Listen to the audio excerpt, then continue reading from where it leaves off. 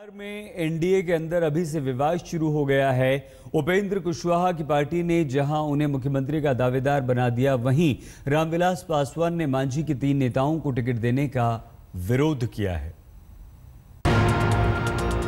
जनता परिवार ने बिहार में अपना झगड़ा सुलझा लिया, लेकिन बिहार एनडीए के अंदर खींचतान हर रोज परवान चढ़ रहा है।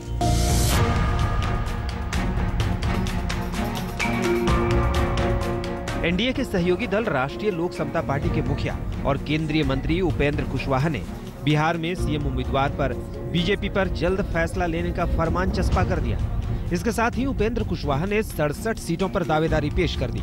कुशवाहा ने एलजेपी को 74 और बीजेपी को 102 सीटें देने की बात कही है।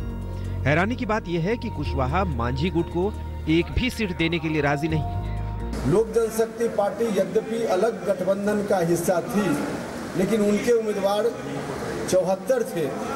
74 लड़े आज लोक जनशक्ति पार्टी, 102 लड़े भारतीय जनता पार्टी, और उसके अतिरिक्त जो शेष सीटें बचती हैं उनकी संख्या होती है 67 सीट राष्ट्रीय लोक समता पार्टी लड़े। यह हमारी पार्टी का फैसला है। उधर एलजेपी के मुखिया और केंद्रीय मंत्री रामविलास पासवान ने मांझी गुट के नरेंद्र सिंह और उनके बेटों को टिकट देने का कड़ा विरोध किया है। नरेंद्र सिंह 2005 में नीतीश को समर्थन देने के लिए एलजेपी छोड़ जेडीयू में शामिल हो गए थे। अब 10 साल बाद इसी का बदला रामविलास पासवान ले रहे हैं। हालांकि मांझी रामविलास पासवान के मान मनोवल करने को तैयार हैं।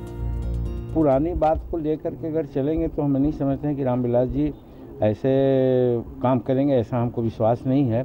और अगर ऐसा किए होंगे तो सोचेंगे इस पर, और कोई तर्क नहीं है इसमें। आप बात करेंगे पासवान? निश्चित बात करेंगे, इस तरह की बात होगी।